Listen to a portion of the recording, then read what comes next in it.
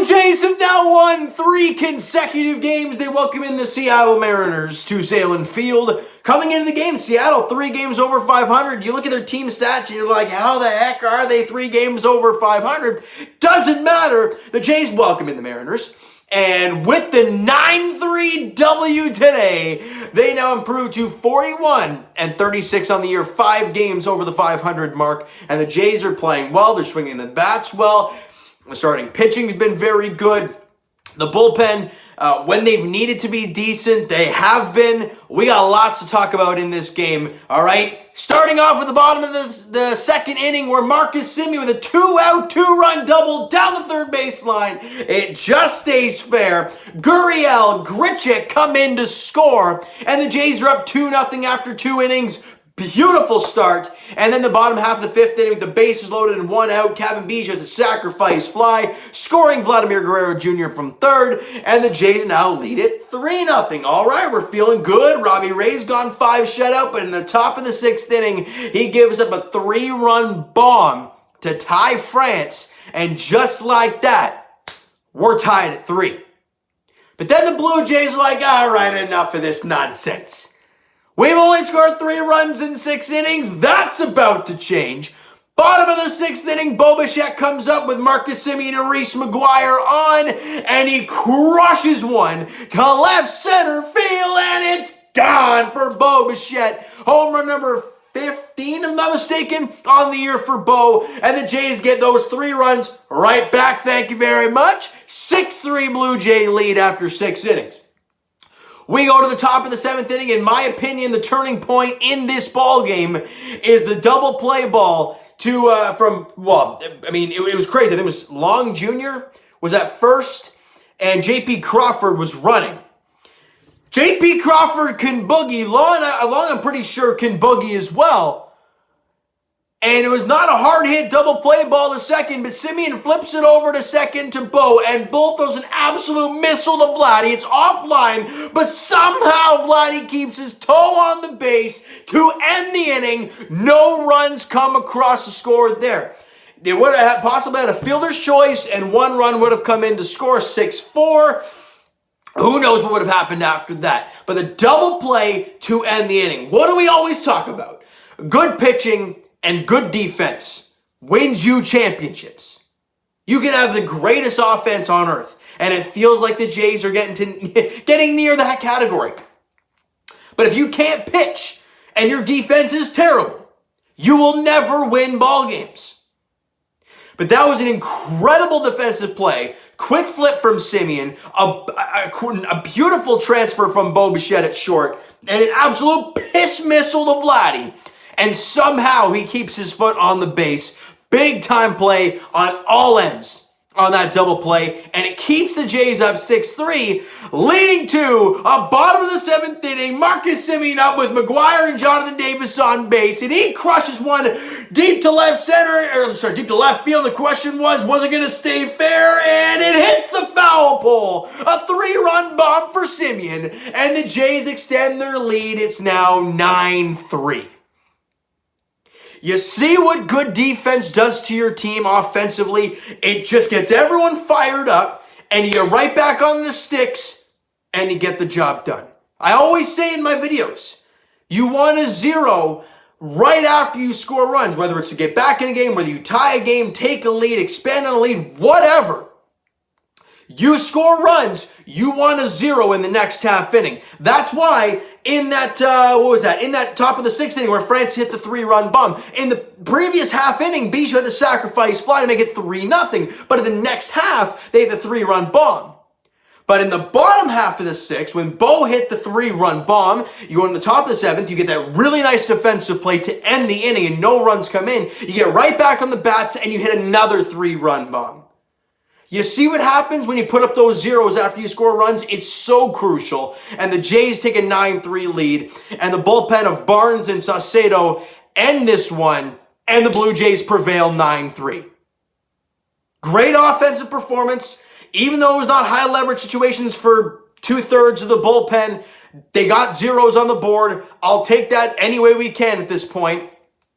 And Robbie Ray, other than the one bad pitch to tie France, did a great job today. So you'll take it for what it is, and you'll move on to the next. But let's talk about the stats real quick. Marcus Semien went 3 for 5 in the game, had 5 RBIs on the 2-run double and the 3-run shot, had the home run, and scored 2 runs. So a nice day at the plate there for Marcus Semien. Bo Bichette went 2 for 5 with a run, scored 3 RBIs on the home run that he hit. Vladdy went 2 for 4, the run scored, and a walk. Just another multi-hit game for Vladdy, not a big deal. Teoscar Hernandez went 2 for 4 with a walk. George Springer went 1 for 4 with a walk. Again, Springer... Everyone's going to get on Springer now and say, well, this guy's a waste of money. The guy's useless, blah, blah, blah. You know, whatever nonsense people want to say. You got to realize this guy did not have a spring training. He had half a spring training. He's played, before he came back from the injured list, he had 4 games all year. It's going to take this guy 2, maybe even 3 weeks to get into the full swing of things again. So just be patient with the guy. You have all these ridiculous guys in the lineup to kind of shelter him, so it's not a big deal. Gurriel, batting in the 8 hole, not a big deal. I'm saying that a lot in this video because it just seems like an everyday occurrence for this Jays offense. He went 2 for 3, scored a run, and he walked once. So a great job for Lourdes Gurriel Jr. continuing to swing the bat really well. Over his last 30 games or so, he's hit over 300. He is getting hot at the right time in the number 8 hole for the Blue Jays. The great thing about that, and even Reese McGuire, who went 1 for 4 in the game, with a lineup so good at the top, and with a lineup in front of them that good, you're going to get opportunities to, 1, drive in runs, and 2, they're going to have to pitch to you because they don't want the lineup to turn over. That's why Reese McGuire is getting so many pitches. That's why he's crushing balls right now. That's why Gurriel's succeeding so much down in the 7-8 hole. This lineup is so damn deep, you can't pitch around anybody. And it's just like, they could have made this game even more. Right? The first, 3 innings of this game, they had 2 guys on in each of the 3 innings, and somehow they only get the 2-run double from Semien, and then a sac fly from Kevin Biggio. They could have really broke this game wide open early. They didn't. Obviously got a little shaky with the tie ball game. Then they blew it open late. This game could have been one of those 18-4 games. It really could have, but the early offense, they didn't get the clutch knock other than Semien's double, but they came through with the 2 3-run shots. You just cannot keep this team down for the entire game. And if you, like I've said before, if you can even have a half-competent bullpen, you'll be fine. You'll be absolutely fine. And the acquisition of Adam Simber earlier today just adds to that, bullpen that needs desperate help. And he's a guy that's going to come in here and do a job. So it's really nice to see what the Jays brass is doing, going out there and getting a guy that we need. Speaking of the pitching staff, Robbie Ray went 6 innings, allowed 5 hits, 3 runs, struck out 10, and walked 1. The 1 walk was in the first inning of J.P. Crawford. I think it was to lead off the ball game. And you look at the 5 hits, I think, in that inning where they had the home run, they had 2 hits, and then it was the home run. I think the first inning they had 1 hit. He was dominant for the majority of this ball game. He had 10 Ks through 6. His pitch count after the first inning was 30, but he really settled down and gave you good 6 pretty good innings, other than the 1 missed pitch. So he was fine. Tim Mayza went 1 inning, allowed 2 hits. And the crazy thing about those 2 hits, though, they were to start off the inning, right? We took the 6-3 lead, and then the next 2 guys get on base, and we're like, oh no, here we go again. The bullpen comes out. He finds a way to get out of it. No runs across. Obviously, the double play really helped there. And then, Jacob Barnes. Meanwhile, he threw 28 damn pitches, but he went 1 inning, allowed 1 hit, walked 1, and struck out the side. So no damage done for Jacob Barnes. And Tyler Cicero went an inning, allowed 1 walk, and had a strikeout. No damage done there in the top of the 9th. So the bullpen did a job.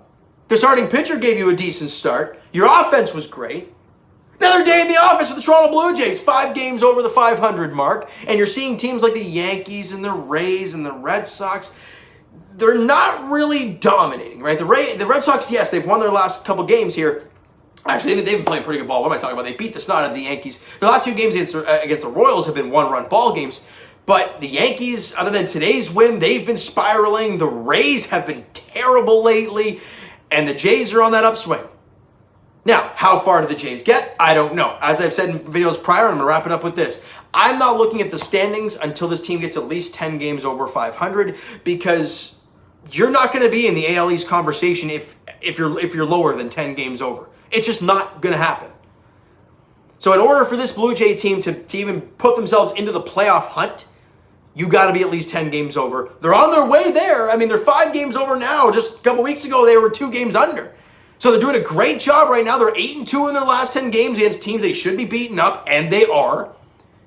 And it's great to watch. Game 2 of this 3-game set against the Mariners goes tomorrow night. Justice Sheffield gets the ball for the Mariners in Game 2, and Steven Matz gets his first start off the COVID IL tomorrow night. 7:07 first pitch there at Salem Field as the Blue Jays look to win their 4th consecutive game, look to win this series, and go 6 games over 500. Wouldn't that be something tomorrow night on Canada Day Eve? That would be nice to see, all right? So, guys, you know what? That is going to do it for this one. If you enjoyed the video and enjoyed the game there this evening, smack that like button to appreciate that. Hit the subscribe button if you guys have not already. Comment down below your thoughts on the video, your thoughts on the game. What'd you like, what'd you not like from the ball game for the Toronto Blue Jays, all right? Comment down below. Go nuts. Like button, subscribe button, smack it. Comment button. You can smack that thing too and type in a comment. Go crazy. Twitter's down below for myself. Follow, send me a DM to like great stuff. The Instagram link is down below as well. So follow up there if you've not done so already. Also, the Blue Jays Center page is, well, I don't have a link for it, but it's on Instagram, Blue Jays Center. Myself, Cole, and Rob did a post-game talk about this specific ball game. So if you want to hear more about the 9-3 JSW, go check out Blue Jays Center on Instagram. There's lots of great content over there. They're fantastic guys. Mo, Rob, Cole, all the contributors we have on there. They're fantastic. Go check it out on Blue Jays Center. All right?